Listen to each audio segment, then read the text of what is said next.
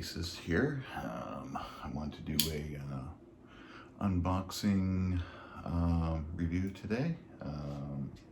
As some of you know, I just started playing bass.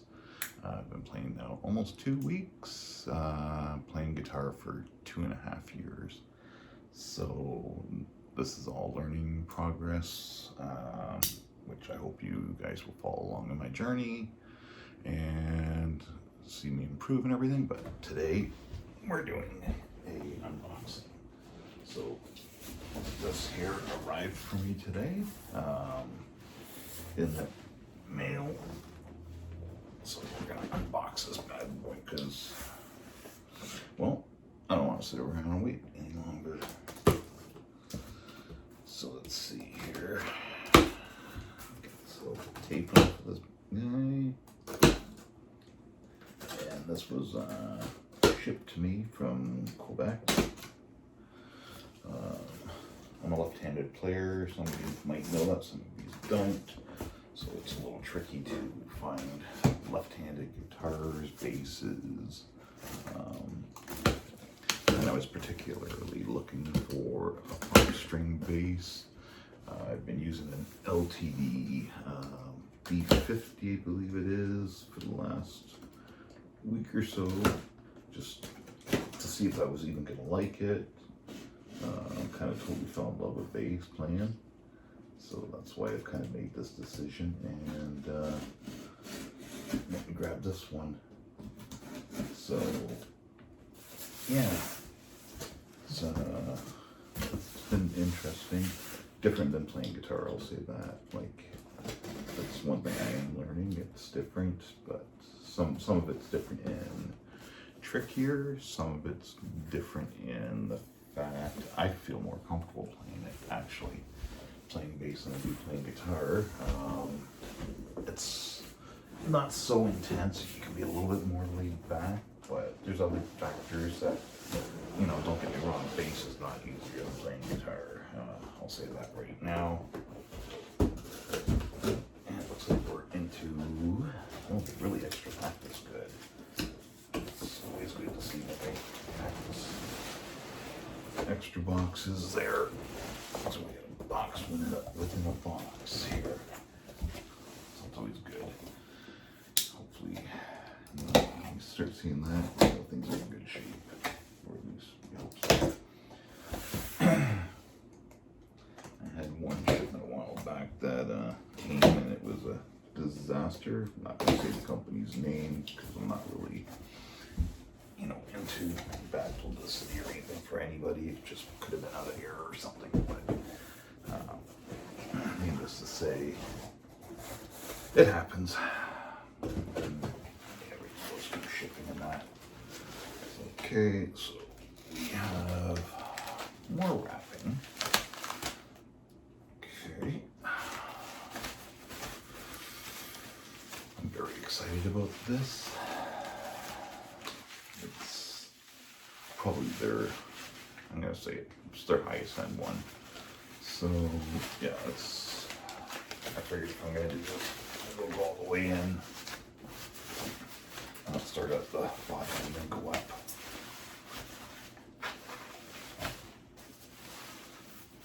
It's very well wrapped, I'll say that.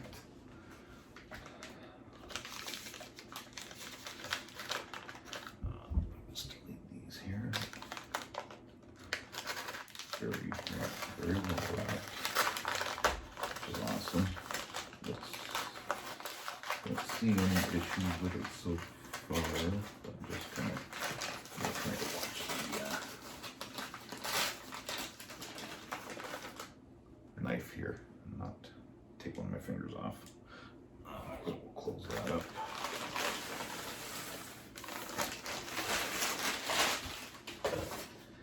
And what we have here, I don't know if you guys can see that or not, this is a Marcus Miller, and it's the M7 Marcus Miller, left-handed. This thing looks amazing. I'm just like having a look around. It's got a bone nut in it. The fretboards, the fretboard, I should say, sorry, is rounded. So it's not squared off, it's actually rounded, which was kind of surprising to hear because I didn't know bases. I'll have to tune this all up after. You know, to see it with rounded, I'm just checking the fret ends. Fret ends feel really good. I don't really feel anything poking out or anything. I like the look of that. That looks amazing.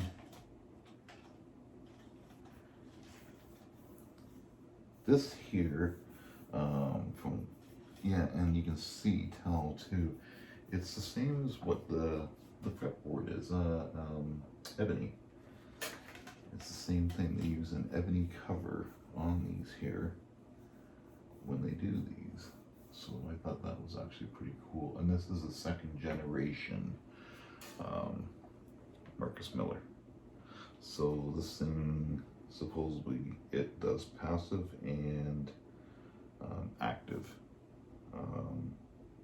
You know, I know a little bit about that just from playing guitar. Is, you know, I have 7-string there that's Fisherman's, so they're obviously active. I have a few guitars that have active pickups, so I am familiar with that. And obviously passive like Seymour Duncan's. But yeah, this thing supposedly has all the tone controls, like all these different voicings. Even the controls on it feels really good. Like it's got a solid feel to it. It's not, you can tell it's not cheaply made or anything, but the price point on these things, I was like, oh, I don't know, like, and not knowing a lot about basses or where they're coming from, you know, that everybody says, well, stick with the main ones, you know, so Ibanez and, you know, LTD, you know, any of these brands. Yamaha doesn't even make a left-handed bass, from what I looked up. I didn't even see Yamaha left-handed bass at all. Ibanez, they just seem to carry low end. So everything Ibanez had, their price point was probably under 1,000 Canadian. The $500 range, where to me that it's a beginner thing. You know, it's obviously a beginner guitar bass. If I was going into this, I wasn't gonna get a beginner one because, you know, I might as well get the higher end, and I know my heart's there and that I'm gonna progress in this. So I figured I might as well just go all the way in, get the one I wanted, and, you know, like I said, stick with it that way. Now these ones here too, I was told, and I believe it is true, yep, you can actually. So these strings you can either string through the back, so to the end of the bridge, or the way they are right now, you can string them through the body, which is kind of neat. I'm gonna obviously change the what do you call these, strap buttons. I'm gonna change these out. I have a new set coming, the locking shallers or shalers. I got those coming, and a new strap, an actual 4-inch wide bass strap coming, again in the mail, so who knows when that stuff will get here. It's got a really, like I said, I haven't checked the tuning or anything on it, but it's got a nice feel to it. Like, it's gonna be a little weird getting used to a 5-string, because I've been playing on this 4-string now for the last couple weeks, but no, I think I'm gonna keep that around, and I'm gonna tear that one down. Actually, is what my goal I think is gonna be. I'm gonna use that to learn how to do, you know, things like setting up, you know, doing the intonation, the frets, you know, any fret leveling, or, you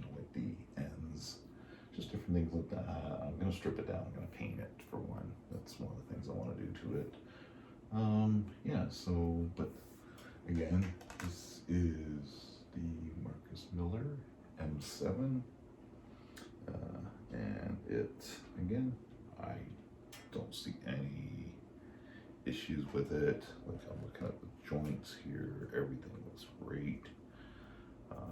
The finish, it looks awesome. You know, like it's got the oh, that's the other thing too. With these ones here, it's got the truss rod that goes through the middle, and then it also has two carbon fiber rods that go down the sides on each side of that.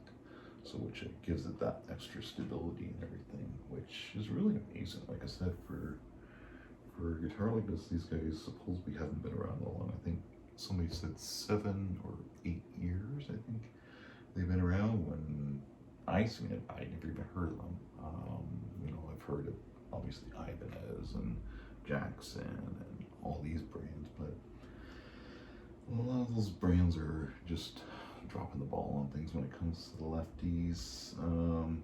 But yeah, like, you know, I will probably in the next little while I'll do a video using this one, because this is obviously not going to be my go-to player. I'm going to spend as much time as I can on this, start getting used to the feel of it, and getting used to this string and what I can do with that, and then go from there. But yeah, so this is again my unboxing of the Marcus Miller M7 up here in Canada. Thanks everybody for watching. This is Canadian Basis, and we'll see you in the next video. Thanks.